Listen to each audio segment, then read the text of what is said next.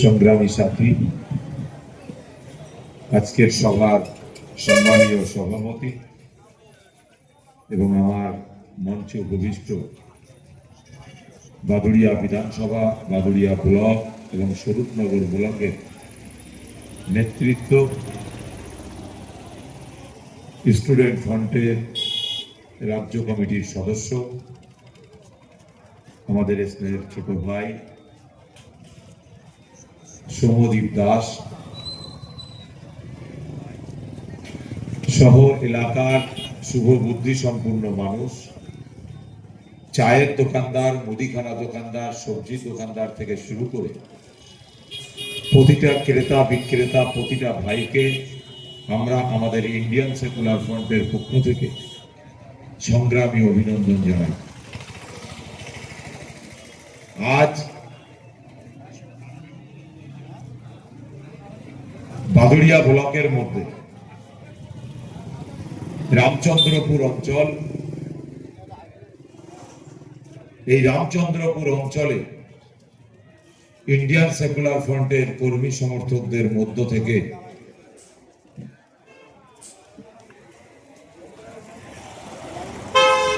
বেশ কিছু ভাই দায়িত্ব নিয়ে তারা আজকের এই প্রোগ্রাম নিয়েছে, কর্মসূচি নিয়েছে। কর্মসূচির নাম কি দিয়েছে? কর্মসূচিতে কি কি বিষয় নিয়ে আলোচনা হবে, প্রতিটা বিষয় আপনারা ইতিমধ্যে জেনে গেছেন। আর আজকের দিনে ফেসবুক, হোয়াটসঅ্যাপ, টুইটার থেকে শুরু করে ইউটিউব থেকে শুরু করে বিভিন্ন সোশ্যাল মিডিয়া, তার মাধ্যমে নূতন করে জানাতে আর মানুষকে হচ্ছে না। যে লেখাপড়া জানে না সেও নওশাদ সিদ্দিকীকে চেনে, আর যে লেখাপড়া জানে সেও নওশাদ সিদ্দিকীকে চেনে। বাংলার অগ্নিপুত্র বলা যায়, যিনি শাসকের চোখে চোখ রেখে কথা বলেন। সারা পশ্চিম বাংলা জুড়ে গরিব, অসহায়, নিপীড়িত, লাঞ্ছিত, বঞ্চিত মানুষের কণ্ঠ হয়ে দলিত, আদিবাসী থেকে শুরু করে কি হিন্দু কি বা মুসলিম, প্রতিটা মানুষের হৃদয়ের মধ্যে ঢুকে গেছেন একমাত্র পীরজাদা নওশাদ সিদ্দিকী সাহেব। তাকে একটা সময় নিন্দুকেরা আওয়াজ তুলেছিল, পীরজাদা নওশাদ সিদ্দিকী এমএলএ হওয়ার পরে বিক্রি হয়ে যাবে, বিজেপির দালালি করবে, এমন ব্যক্তি তারা আওয়াজ তুলেছিল। পীরজাদা নওশাদ সিদ্দিকী সাহেব এমএলএ হওয়ার পর তৃণমূলের কাছে এমন ভাবে বিক্রি হবে, লাল বাতি দিয়ে ঘুরবে, হয়তো মন্ত্রী হয়ে যাবে। কিন্তু তারা আজকের হোতার মুখ থোতার মতো করে বসে আছে, আর ইন্ডিয়ান সেকুলার ফ্রন্টে ঢুকবে বলে এক পা দুপা করে বাড়িয়ে পথ চলতে শুরু করে দিয়েছে। ভাবুন, আজকের দিনে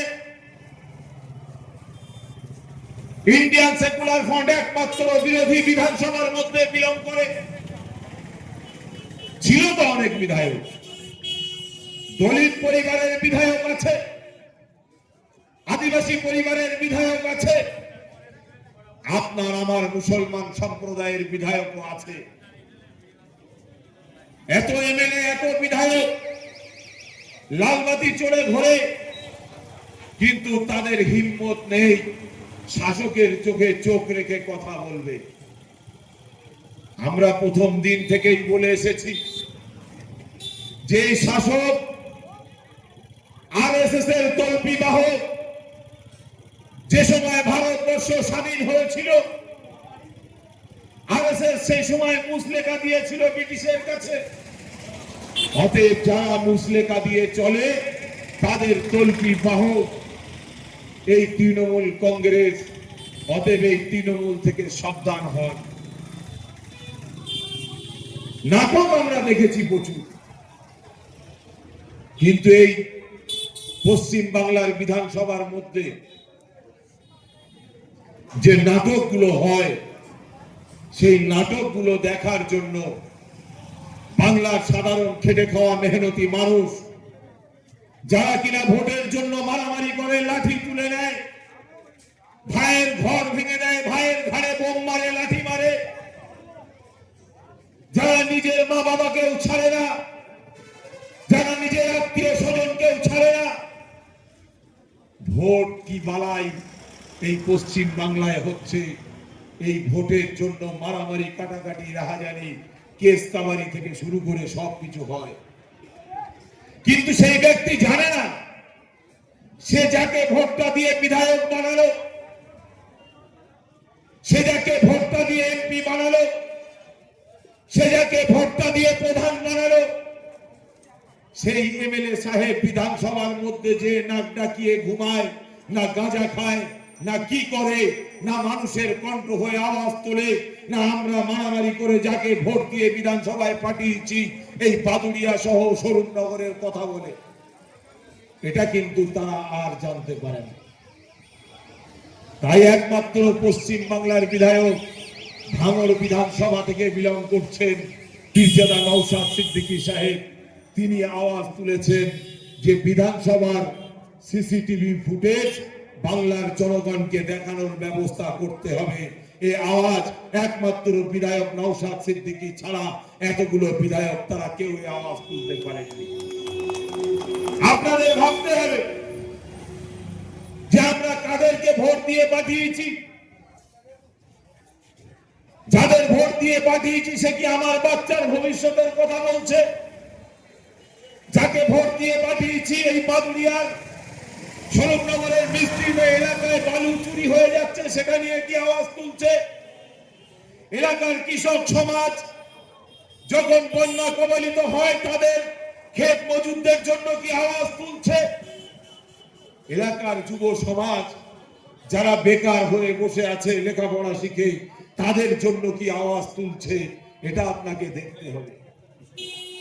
কিন্তু না বন্ধু, আপনাকে সেই দেখার সুযোগ নেই, আপনার সেই দেখার পরিস্থিতি নেই।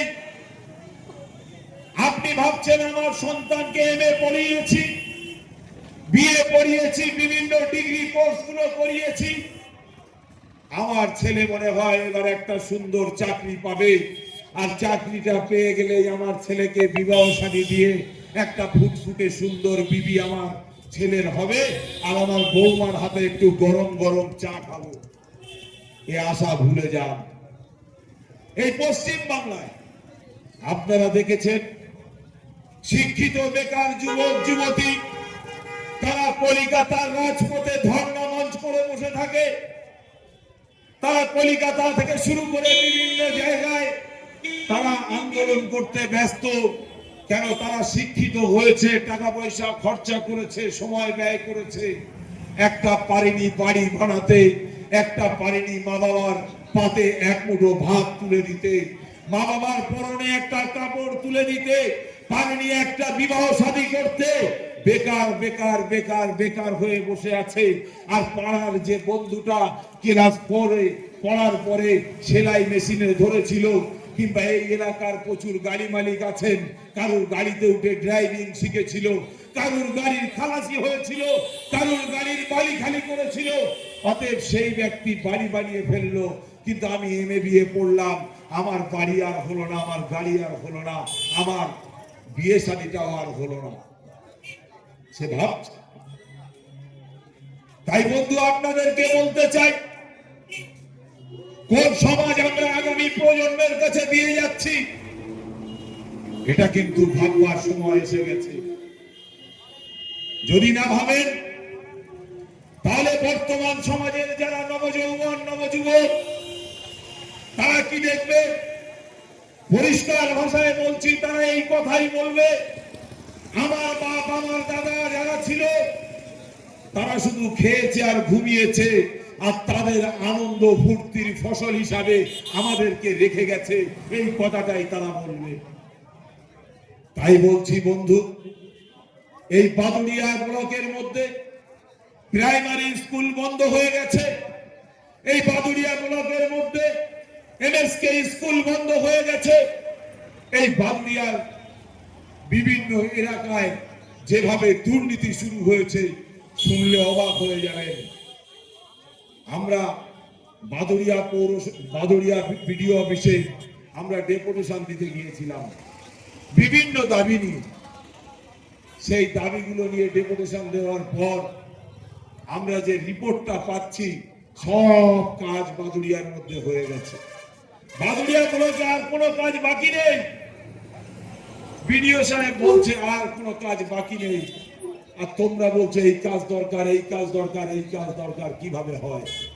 মানে ভাবুন, বিডিওর খাতা কলমে সব সাকসেসফুল, সব কাজ হয়ে গেছে, মানে সরকারি রাজকোষের অর্থ তুলে নিয়ে খাওয়া হয়ে গেছে, চুরি হয়ে গেছে, লুট হয়ে গেছে।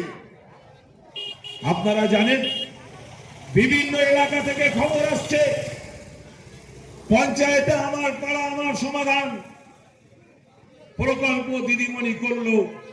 পঞ্চায়েতি রাজ, পঞ্চায়েতি যে ছোট মিনি সরকার, গ্রামের খেটে খাওয়া মেহনতি মানুষ, তারা পাড়ায় বসে নিজের সমস্যা নিজে সমাধান করবে। নিজের পাড়ার রাস্তাটা কেমন হবে সেটা তারা নিজেরা ঠিক করবে। কার বাড়ি লাগবে, কার ঘর লাগবে, কার ছেলে মেয়ের লেখাপড়া হচ্ছে না, কার বই কিনে দিতে হবে, সেটা পাড়ায় বসে ঠিক করবে। পঞ্চায়েতি আইন যেটা ব্যবস্থা আছে, সেই পঞ্চায়েতি আইন ব্যবস্থাটাকে তুলে ধ্বংস করে দাও। পিলার 100 দিনের কাজের টাকা লুট হয়ে গেল, স্বাস্থ্যের টাকা লুট হয়ে গেল, বাড়ির টাকা লুট হয়ে গেল, আবাস যোজনা থেকে শুরু করে বাথরুমের টাকা পর্যন্ত লুট হয়ে গেল। সব চুরি চুরি চুরি। আমরা খালি পেপারে দেখি আর মিডিয়ায় দেখি আর হাহুতাশ করি যে শিক্ষিত বেকার যুবক যারা চাকরি পেয়েছিল তাদের চাকরিটাও বিক্রি হয়ে গেল। দিদিমণি শুধু একটার পর একটা আওয়াজ দিয়ে যাচ্ছে। কেন্দ্রীয় সরকার যেমন আপনাকে ভাবার সুযোগ দেবে না। কখনো বলছে এনআরসি হবে, পেপারস রেডি করো।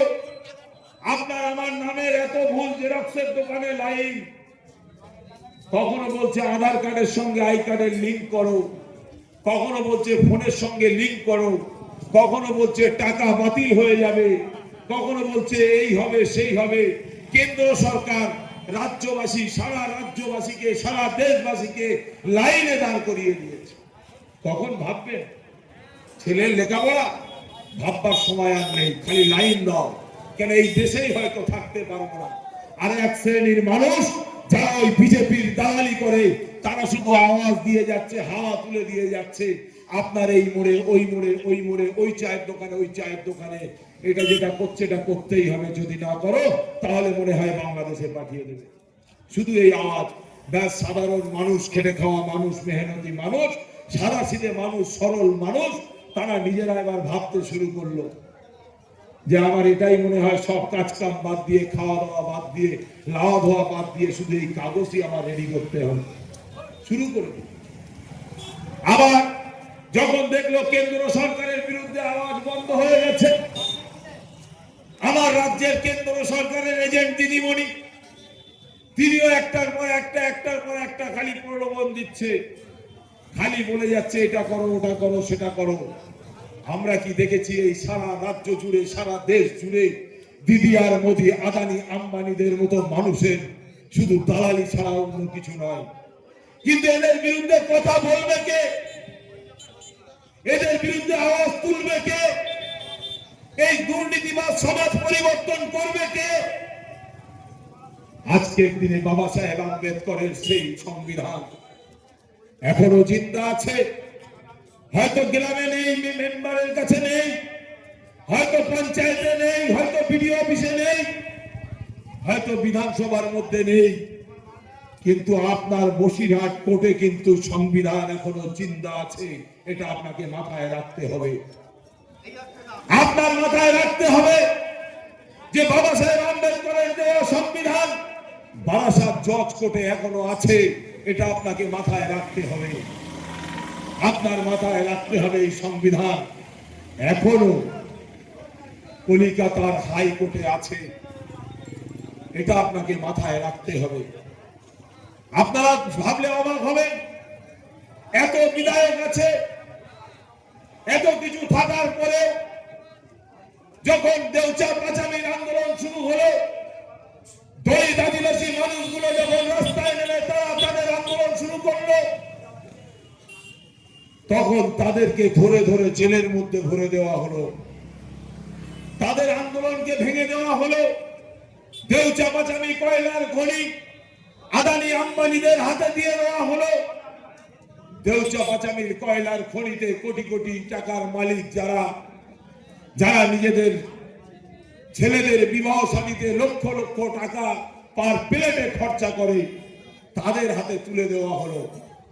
আদানি আম্বানিদের মতো মানুষদের হাতে এই রাজ্যের কয়লা খনি, যেখানে কালো সোনা কালো মানিক, সেখানে তুলে দেওয়া হলো তাদের হাতে। আমরা কি দাবি করেছিলাম? দেউচা পাচামির এই গরিব অসহায় মানুষগুলো, আদিবাসীগুলো, তারা কি দাবি করেছিল? তাদের দাবি তো একটাই ছিল, আমার পাড়া আমার সমাধান, আমার পাড়ায় বসে, আমার গ্রামে বসে এই দেউচা পাচামি জমির মধ্যে যাদের যাদের জমি পড়েছে তাদের চাকরির ব্যবস্থা করো, আর তাদের ক্ষতিপূরণের ব্যবস্থা করো, তারপরে তাদের এই জমি নাও, তাদের আবাসনের ব্যবস্থা করো। ন্যায্য দাবি। তাদের দাবি ছিল যে আমরা আমাদের জমি দিয়ে দেব, আমরা আমাদের জল জমি জঙ্গলের যে অধিকার, সেই অধিকার দিয়ে দেব। অতএব আমাদের অধিকারটা যখন হরণ হবে, তাহলে আমাদেরও কিছু হক আছে, কিছু দাবি আছে, আমাদের দাবিগুলো দেওয়া হোক। তারা এই আওয়াজ তুলেছিল। কিন্তু তখন তাদের উপরে যে অত্যাচার হলো, বাংলার কোনো বিধায়ক সেখানে যাননি, কিন্তু পীরজাদা নওশাদ সিদ্দিকী সাহেব তিনি চলে গেলেন দেউচা পাচামিতে। সেখানে যে দলিত আদিবাসীদের সঙ্গে থেকে আবার সেই আন্দোলনকে সংগঠিত করলেন, তাদের যে ন্যায্য দাবি, সেই দাবির স্বার্থে লড়াই সংগ্রাম করলেন এবং বিধানসভার মধ্যে আওয়াজ তুললেন। আমরা প্রতিদিন সকালে ঘুম থেকে উঠে বিরাজ করে চা খাই, কেউ কফি খায়, কিন্তু এই চা যারা উৎপাদন করে, সেই চা শ্রমিক, তাদের মাইনা কত আমরা কেউ জানি না। পার ডে যাদের রোজ 180 টাকা করে, সেই মানুষগুলোর সন্তান আদি নিয়ে তারা কিভাবে লেখাপড়া শেখাবে আর কিভাবে তারা তাদের রুটি রুজি করবে, তাদের নিয়ে আওয়াজ তোলার মতো কেউ নেই। পীরজাদা নওশাদ সিদ্দিকী আওয়াজ তুললেন। পীরজাদা নওশাদ সিদ্দিকী সাহেব যেখানে ঘুটিয়ারির মতো জায়গায় শুধু মুসলমান হওয়ার কারণে পায়ে দড়ি বেঁধে টেনে টেনে নিয়ে গিয়ে তাকে মার্ডার করে দেওয়া হলো, তার পক্ষে আওয়াজ তুললেন। পীরজাদা নওশাদ সিদ্দিকী সাহেব যখন গরু ব্যবসায়ীদের উপর গলায় দড়ি বাঁধে, তাদের পায়ে দড়ি বেঁধে, হাতে দড়ি বেঁধে পুড়িয়ে দেওয়ার প্ল্যান করেছিল, তাদের পক্ষে নিয়ে তাদের সেই মানুষগুলোর বিরুদ্ধে যারা এই অসভ্য বর্বরের কাজ করেছিল আরএসএস, তাদের বিরুদ্ধে আওয়াজ তোলার মতো কেউ নেই। কিন্তু নওশাদ সিদ্দিকী তিনি বাড়ি বসে থাকেননি, তিনি পৌঁছে গেলেন। গত কয়েকদিনের যে খবর, ভাবলে অবাক হবেন। থানার মধ্যে পুলিশ অ্যারেস্ট করেছে, পুলিশ অ্যারেস্ট করে নিয়ে যাওয়ার পরে থানার মধ্যে পিটিয়ে মেরে আপনার ভাইকে ট্রেন লাইনের উপরে ফেলে দিয়ে চলে গেছে, শুধু মুসলমান হওয়ার অপরাধে। আমরা জানি যদি এই কাজগুলো যোগীর রাজ্যে হতো, যদি এই কাজগুলো নরেন্দ্র মোদীর রাজ্যে হতো, তাহলে সারা পশ্চিম বাংলায় মাইক লাগিয়ে দিয়ে তৃণমূলী বন্ধুরা প্রচার করত, দেখো যোগীর রাজ্যে মুসলমানদের উপরে কিভাবে অত্যাচার হচ্ছে। কিন্তু আমার রাজ্যে, যোগীর রাজ্য থেকে কোনো অংশে কম নয়, এটাও আপনাকে ভাবতে হবে। থানাকে আমরা সুরক্ষার জায়গা মনে করি, যে থানা আমাদের সুরক্ষা দেবে, আর সেই থানার মধ্যে নিয়ে যে এই পশ্চিম বাংলায় হুগলির বরাবরে পুলিশ প্রশাসন থানার মধ্যে পিটিয়ে মেরে দিল, দক্ষিণ 24 পরগনায় আফরাজুলকে পিটিয়ে মেরে দিল। এরকম প্রচুর মানুষকে থানার মধ্যে ডেকে নিয়ে পুলিশের মধ্যে এক শ্রেণীর আরএসএস এর বাহিনী ঢুকে গেছে, তারা মেরে দিচ্ছে। তাই আপনাদেরকে বলবো বন্ধু, সজাগ হন। আর এই রাজ্যের পুলিশ মন্ত্রী মাননীয় মমতা ব্যানার্জি শুধু লোক দেখানো কাজ করে। গত কয়েকদিন আগে হিন্দু ভাইদের যে অনুষ্ঠান হলো কলকাতার রাজপথে, আমরা বিরোধিতা করি না, আমরা বলি আপনারা আপনাদের কাজ করবেন, তাতে আমাদের কোনো বাধা নেই। প্রতিটা থানায় থানায় মন্দির আছে, আজও পর্যন্ত কোনো মুসলমান বাধা দেয়নি। প্রতিটা সরকারি সম্পত্তির জায়গায় যেখানে হিন্দু মুসলমানের ঐক্যের বাস, সেখানে কালী পুজো হয়, দুর্গা পুজো হয়, আমরা কেউ বাধা দেই না। কেন আমরা চাই এই ভারতবর্ষ হিন্দু মুসলিম জৈন খ্রিস্টান দলিত আদিবাসী তারা সকলে কাঁধে কাঁধ মিলে বসবাস করুক। আর সেই ভারতবর্ষের জমিনে এটা আমাদের এই জীবনে দেখতে হলো যে কলিকাতায় ব্রিগেডের ময়দানে একজন মুসলমান ভাই শুধু প্যাটিস বিক্রি করছিলেন, তার জন্য তাকে পেটাই খেয়ে কলিকাতা ছেড়ে বউ বাচ্চা ছেলে মেয়ে নিয়ে বাড়ি যেতে হলো। বুঝতে পেরেছেন? আজও পর্যন্ত একটা মানুষের কর্মসংস্থানের ব্যবস্থা করতে পেরেছেন? একটা মানুষের ব্যবসা করবে সুন্দরভাবে তার ব্যবস্থা করতে পেরেছেন? পারেননি। কিন্তু অনেকের ব্যবসা খেয়ে নিয়েছেন সেই আরএসএস এবং বিজেপি। তাদের যে প্রোগ্রাম হচ্ছিল ধর্মীয় প্রোগ্রাম নাম দিয়ে বিজেপির যে প্রোগ্রাম, সেই প্রোগ্রামের অবস্থা যদি এই হয় তাহলে আগামী দিন কাকে বিশ্বাস করবেন? দিদিমণি বলল, দেখো তোমরা মামলা করেছো, তোমরা কেস করেছো, ঠিক আছে আমিও একটু দেখাই বলে অ্যারেস্ট করে নিয়ে কোর্টে গেল। 10 থেকে 15 মিনিট 20 মিনিট আধ ঘন্টার মধ্যে তার আবার জামিনও হয়ে গেল, শুধু মুসলমান হওয়ার অপরাধে। আমরা বলতে চাই হিন্দু মুসলমানের ভেদাভেদ রাজনীতি আমরা করি না, কিন্তু আমাদের তো অধিকার আছে। আমার অধিকারটা আমাকে বুঝিয়ে দিন। 10 লক্ষ টাকার যে একটা পঞ্চায়েতে একটা বুথে 10 লক্ষ টাকা আমার পাড়া আমার সমাধানের কাজ হবে, সেই কাজের মধ্যে যারা